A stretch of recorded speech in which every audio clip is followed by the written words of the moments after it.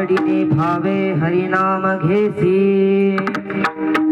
आवडीने भावे हरिनाम घेसी, तुझी चिंता त्यासी सर्व आहे, नको खेद करू कोणत्या गोष्टीचा, पती लक्ष्मीचा जन तसे, सकळ जीवांचा करीतो सांभाळ, तुझ मोकलील ऐसे नाही, जैसी स्थिती आहे तैशा परी राहे, कवतुक तुपाहे संचिताचे, एका जनार्दनी भोग प्रारब्धाचा, हरी कृपे त्याचा नाश झाला, हरिमुखी गाता हरपली चिंता,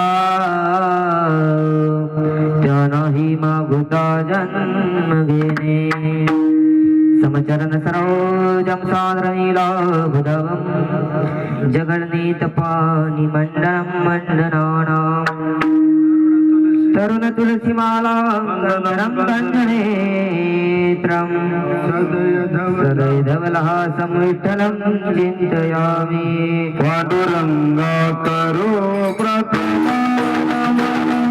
पांडुरंगा करो प्रथम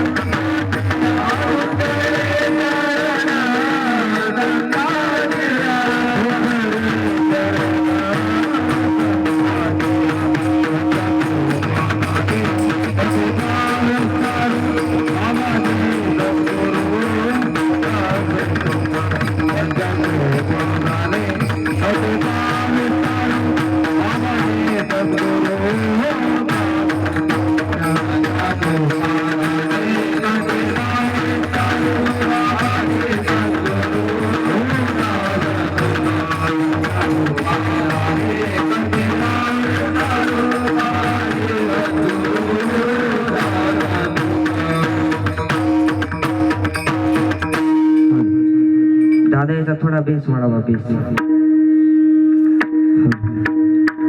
गोशी विभूषित करा नवनीरदाभा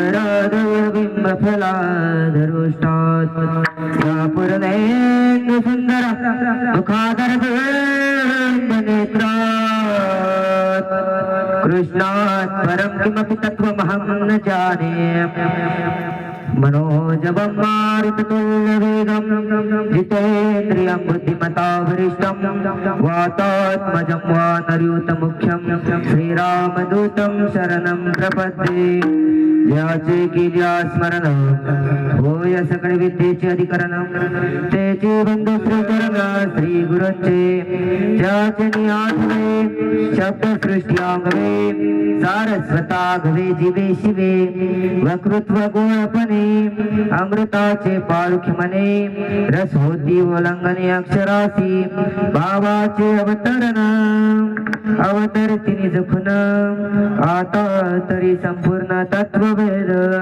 श्री गुरूंचे पाय जय हृदय घेऊ सोनी ठाय त्रिभुवनी भाग्य होय उन्मेषासी ते नमस्कार आता रायगडी मंदिरे वसे मादाराया रायगडी मंदिरे वसे मादाराया तुमच्या चरणी अर्पितो काया रायरेश्वरासी जोडली ज्याची ख्याती प्रथम वंदितो तुम्हा शिव छत्रपती विठ्ठल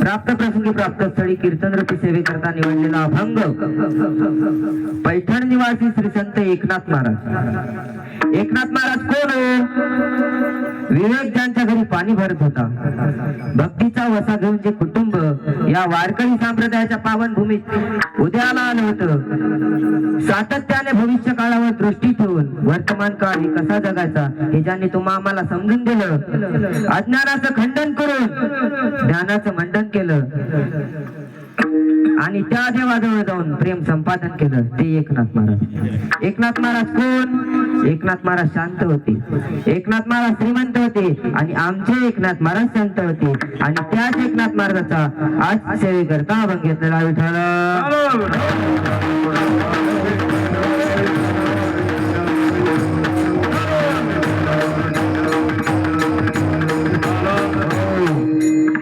सेवेला सुरुवात करण्यापूर्वी अल्पसा परिहार म्हणजे तो असा यस्य कारस्य कारणस्य भवनवा घटनस्ति तस्य कारस्य कारणस्य भवनवा घटनस्ति प्रतिपादनम उपोद्घातत्वम वर्तमान काळात चालू असलेल्या कार्याचं कारण प्रतिपादन करणं हे वक्त्याचं आद्य कर्तव्य या न्यायाने हे अखंड हरिनाम सप्ताह मौजे मालखेड तालुका नेर जिल्हा यवतमाळ या अखंड हरिनाम सप्ताहामध्ये सर्व गावकऱ्याच्या वतीने माझ्यासारख्या पामराच्या वाटेला हे आलेली कीर्तन रूपी सेवा आणि माझ्या कीर्तनाला सर्वात उपस्थित असणारे गोड असे मृदंगाचार्य गायनाचार्य यांच्या सर्वांच्या चरणी दंडवत आणि आजच्या पंक्तीचे अन्नदाते त्यांच्या चरणी दंडवत शोधावया भाकरीला निघाली ती भूक आहे शोधावया भाकरीला निघाली ती भूक आहे आणि जन्मताच गरिबी आहे हे कोणाची चूक आहे भूक लागली की भाकर खाणं ही प्रकृती आहे आणि भूक नसताना भाकर खाणं ही विकृती आहे आणि घासातला घास दुसऱ्याला देणं ही आपल्या भारत देशातली संस्कृती आहे म्हणून आजच्या अन्नदात्याला सुद्धा साष्टांग दंडवत कैवल्याचे पुतळे चैतन्याची दिवाळी सारस्वताची उमाळे आणि भक्तिरसाचे सोहळे कैवल्य साम्राज्य चक्रवर्ती श्री ज्ञानोबा कधीही भंगाला पावणाऱ्या विचारांना ज्यांनी आपल्या अभंगातून तत्वज्ञान दिलं ते म्हणजे जगद्गुरु तुकोबा आहे हा काळ कोणासाठी थांबत नाही आणि आज काळाच्या छाताळावरती पाय देऊन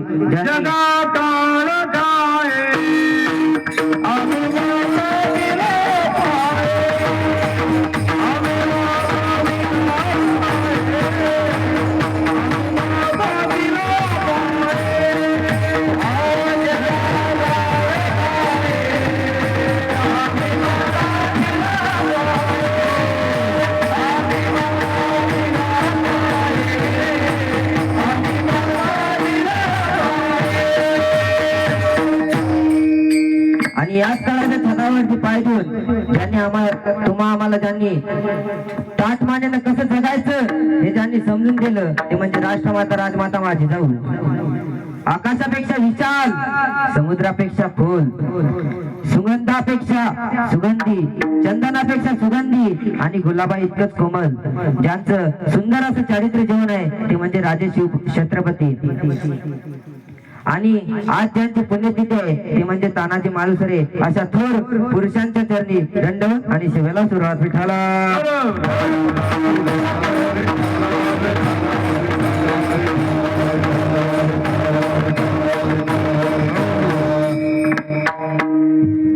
सेवेकरता जो अभंग घेतलेला आहे या अभंगाची पार्श्वभूमिका अशी आहे की या अभंगामध्ये सर्वात महत्वाचा भाव सांगितलेला आहे. सर्वात महत्वाचा. मग संसार करायचा असेल अथवा परमार्थ त्यामध्ये काही गोष्टी महत्वाच्या लागतात. तसं संसार असो अथवा परमार्थ यामध्ये भाव खूप महत्वाचा आहे. संसारामध्ये सुद्धा पती पत्नीमध्ये प्रेम नसेल तर तो संसार कडेला जात नाही, पूर्ण होत नाही. एकमेकाबद्दल आपुलकी नसेल, एकमेकाबद्दल श्रद्धा नसेल तर तो संसार कडेला जात नाही, पूर्ण होत नाही. तसं परमार्थामध्ये त्या भक्ताबद्दल देवाची श्रद्धा असली पाहिजे, देवाचा भाव असला पाहिजे. भावे गावे गीत भावे गावे गीत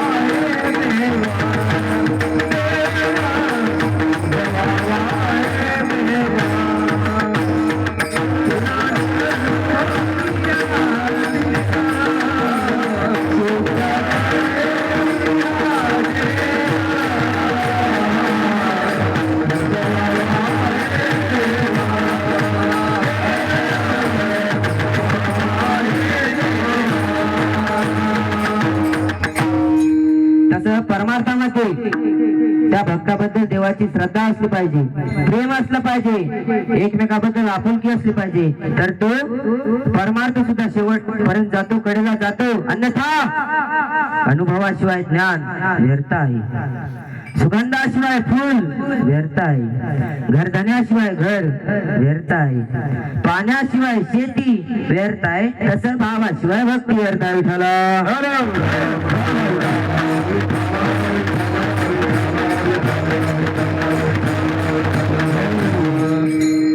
एक मी माझ्या मनात नाही सांगत, विश्वमाऊली ज्ञानोबा आहे त्यांच्या हरिपाठामध्ये स्पष्ट सांगतात, भावे विना भक्ती, भक्ती विना मुक्ती, भावे विना भक्ती, भक्ती विना मुक्ती, भक्ती विना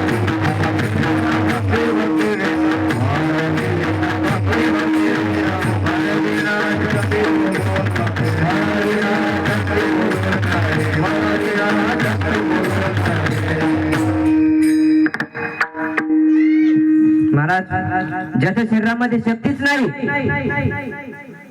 त्यांनी पैलवानासमोर दंड ठोकतो ना, हे शक्ती असेल तर बोला, शक्ती नाही ना मग बोलायचं नाही, भक्ती नाही मुक्ती मिळेल पण बोलायचं नाही. आणि भावे विना भावच नाही, भावे विना भाव श्रेष्ठ ठेवू शकत नाही. महाराज ज्ञानोबारायांचं जरी प्रमाण नाही कळालं तरी नाथमार्गाच्या हरिपाठामध्ये परत या.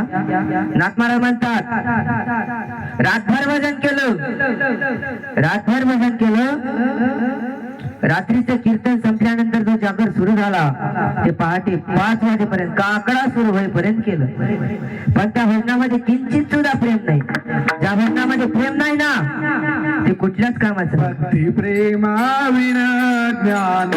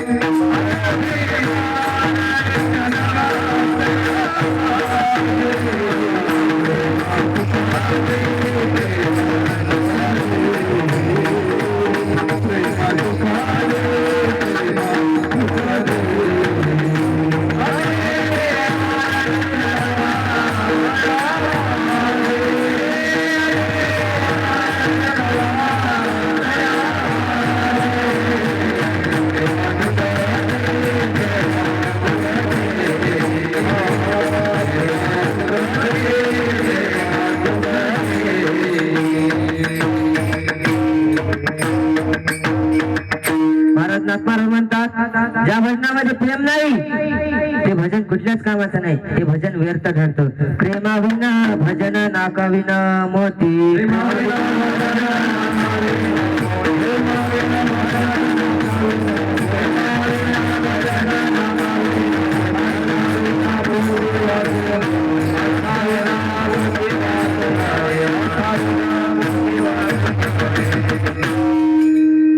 महाराज इथे 3 दृष्टांत देतात.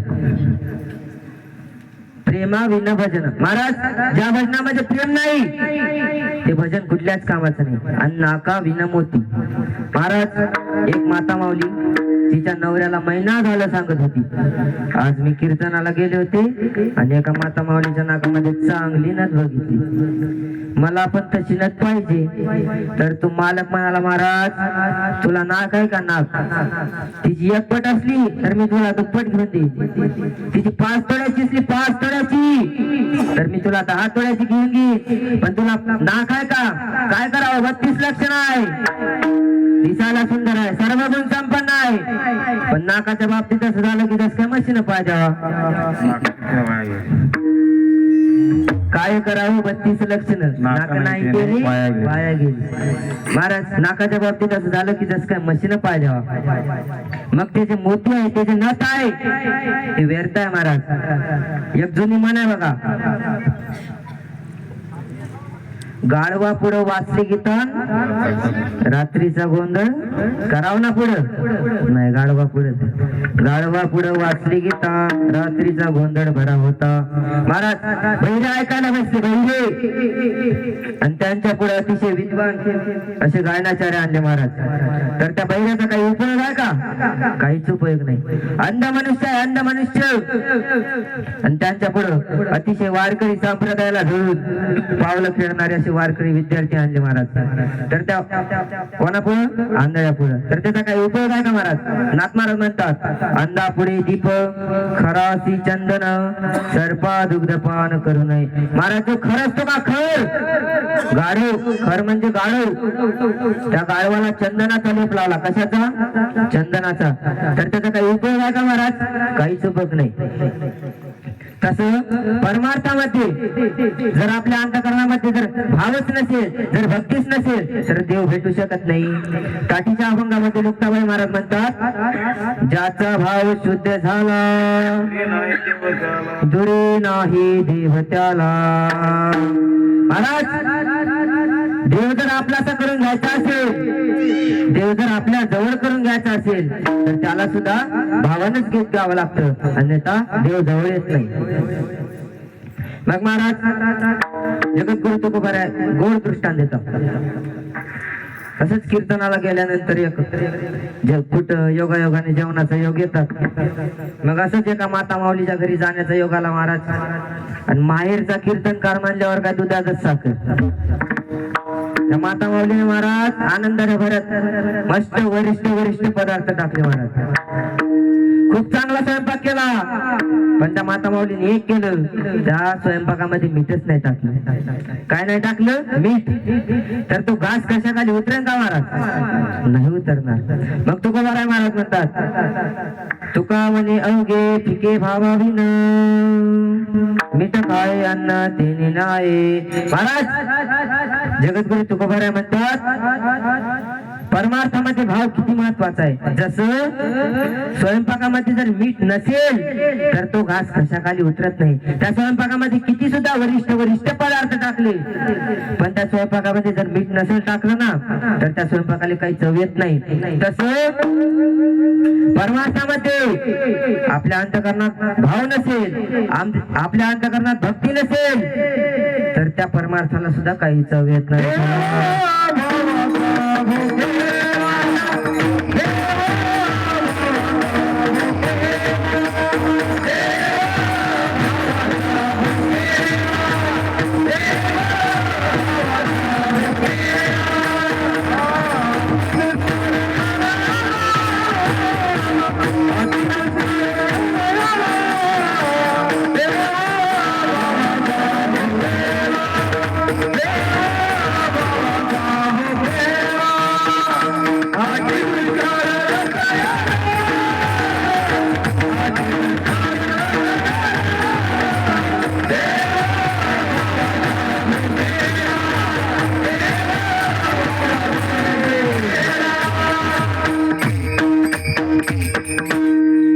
मग महाराज आपल्या अंतःकरणामध्ये भाव नाही ना तर त्या परमार्थाला काही चव येत नाही.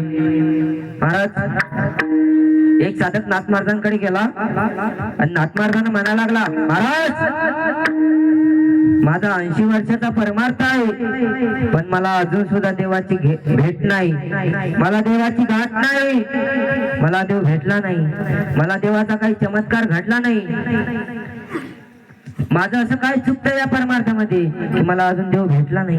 मग नाथ महाराज म्हणतात, साधका त्या परमार्थाचा एक वर्म आहे, तो जो परमार्थ ते जे वर्म जे आहे ना ते ज्याला कळालं तो त्या परमार्थामध्ये सक्सेसफुल झाला. महाराज पूर्वीच्या काळामध्ये सासू सुनामध्ये सर्वात डेंजर म्हणजे कोण राहायचं महाराज? सासू राहायच्या, सासू. आता कोण आहे सगळ्यांना माहित आहे, त्याचा विस्तार नाही करायचा. पण पूर्वीच्या काळामध्ये कोण डेंजर राहायच्या? सासू राहायच्या. मग महाराज त्याच्या सासू आहे ती सासू त्या सुनेला आडाचं विहिरीचं पाणी भरायला लावायचं. महाराज पाणी भरायला लावायचं आणि तिची सासू आहे महाराज त्या रांजाला खालून छिद्र पाडायची, खालून छिद्र पाडायची ती सासू. म्हणजे त्या सुनेनं किती घागरी किती हांडे त्या रांजणात टाकले म्हणजे ते रांजण भरण सांगा बरं? भरणार नाही. त्या सुनेला कष्ट व्हावं, त्या सुनेला त्रास व्हावा म्हणून ती सासू त्या रांजणाला छिद्र पाडायची. महाराज तसं मग त्या नाथ महाराजांनी त्या साधकाला विचारलं, साधका तू 80 वर्ष झालं परमार्थ करतो पण तू परमार्थ करत असताना तुझ्या अंतःकरणामध्ये भाव आहे का? तू अंतःकरणातून भावानं त्या देवाचं परमार्थ करतो का? तो साधक म्हणाला, महाराज तेवढा भाव सोडून बोला, मी बाकी सगळं करतो पण तेवढा माझ्या अंतःकरणामध्ये भावच नाही. मग नाथ महाराजांनी ओळखलं. महाराज नाथ महाराज म्हणाले, तुझं कुठंच चुकत नाही, तुझं इथंच चुकतं. तू अंतःकरणातून त्या देवाचं नाव घे, तुला त्या देवाची काळजी भरण. महाराज मग नाथ महाराज म्हणाले, तू अंतःकरणातून तुझ्या अंतःकरणातून भाव नाही ना, तू अंतःकरणातून भावानं त्या देवाची भक्ती कर. अभंगाचं पहिलेच आहे.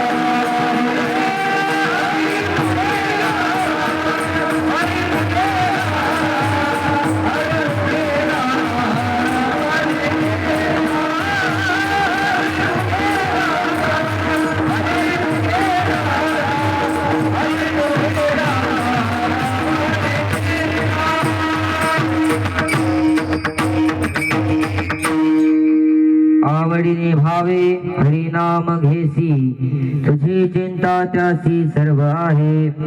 महाराज तो साधक नाथ महाराजांना म्हणायला लागला, महाराज तुम्ही म्हणतात त्या देवाचा आवडीने भावेने त्या देवाचं नाव घ्या, मग तो देव तुमची चिंता करण काळजी करण.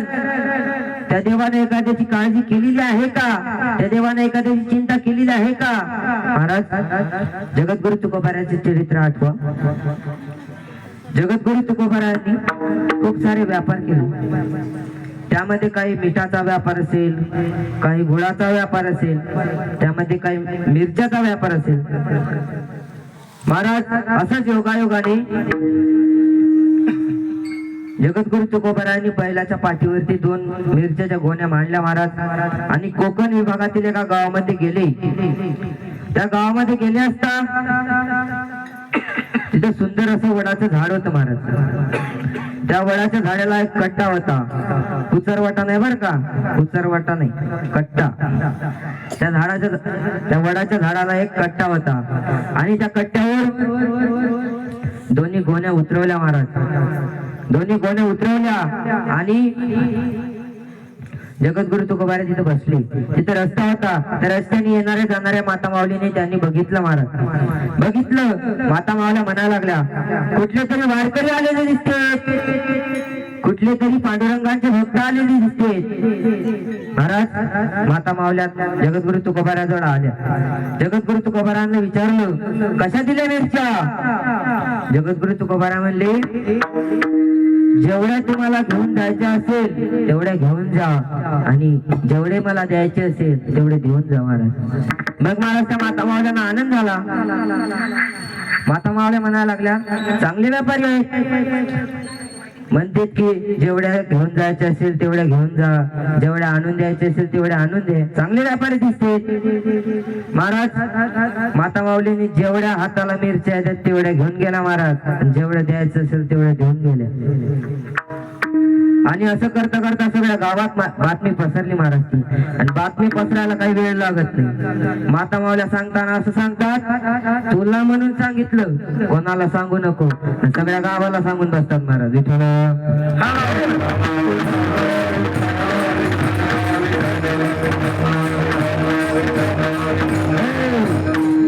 महाराज सगळ्या गावाला माहित झालं. जगद्गुरु तुकोबारायाजवळ गर्दी जमली महाराज.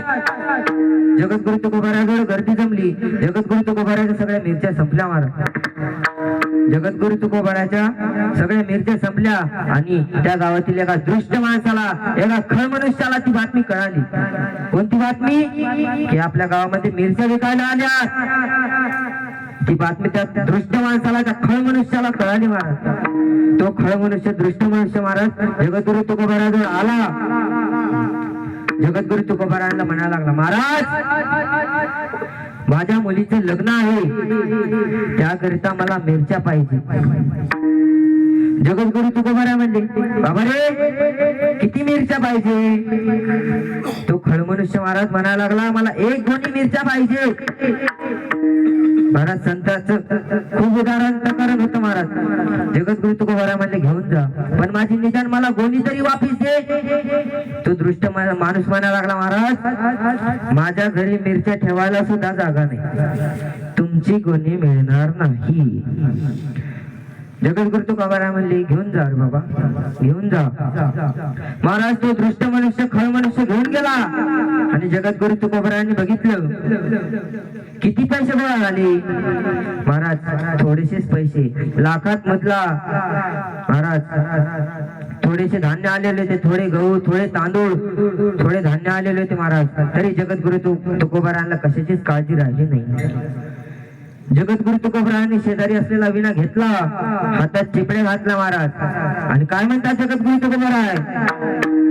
राम कृष्ण हरे जय जय राम कृष्ण हरे.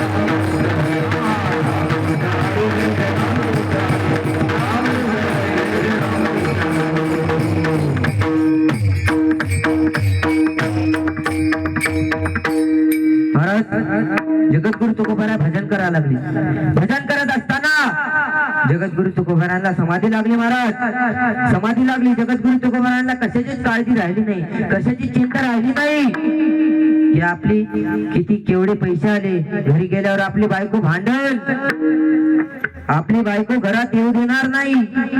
जगद्गुरु तुकोबारायांना कशाचीच काळजी राहिली नाही महाराज. जगद्गुरु तुकोबारायांची काळजी त्या देवाला लागली महाराज, विटेवरच्या मालकाला लागली. विटेवरच्या मालकाने उडी टाकली महाराज आणि त्या गावामध्ये आले. कोण्या गावामध्ये?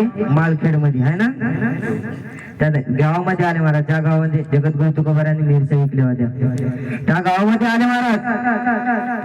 आणि त्या विटेवरच्या मालकाने जगद्गुरु तुकोबाराचं नौकराचं रूप घ्यावं, जगद्गुरु तुकोबाराचं रूप घेतलं, नौकराचं रूप घेतलं महाराज.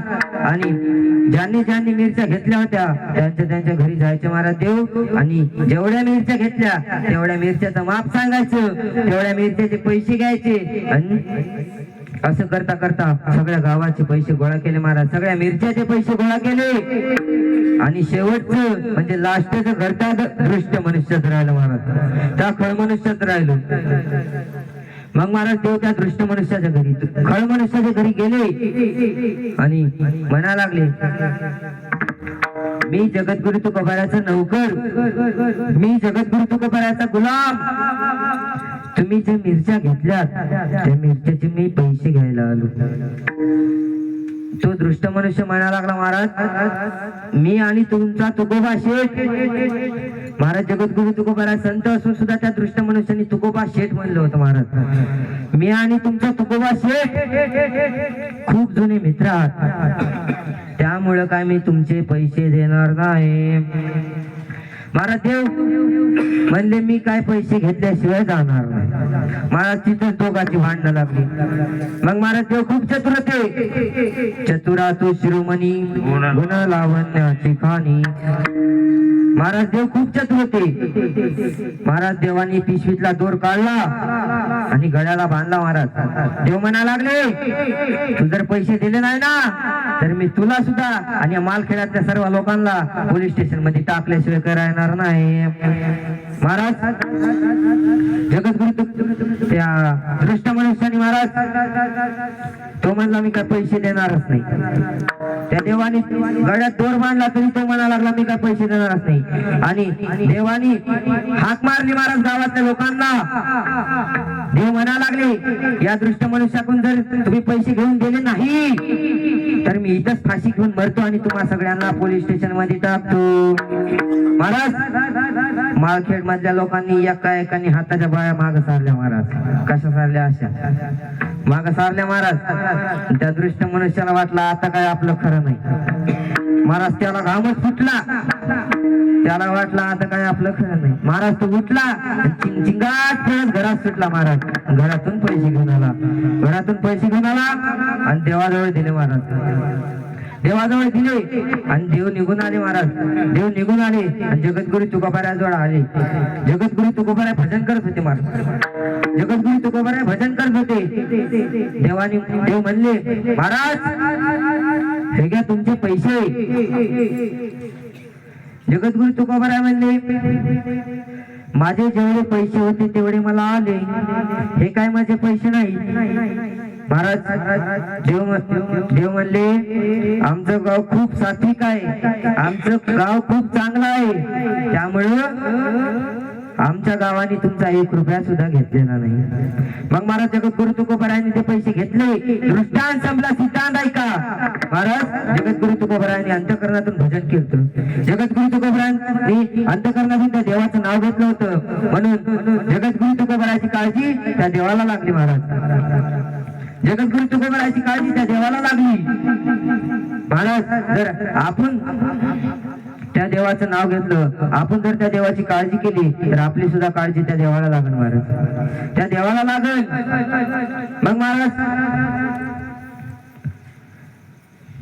एक साधक नाथ मार्गांना म्हणा लागला, महाराज तुम्ही म्हणता त्या देवाचं नाव घ्या, तुम्ही त्या देवाचं भजन करा. मग ते भजन करत असताना, ते नाव घेत असताना कुठल्या गोष्टीचा खेद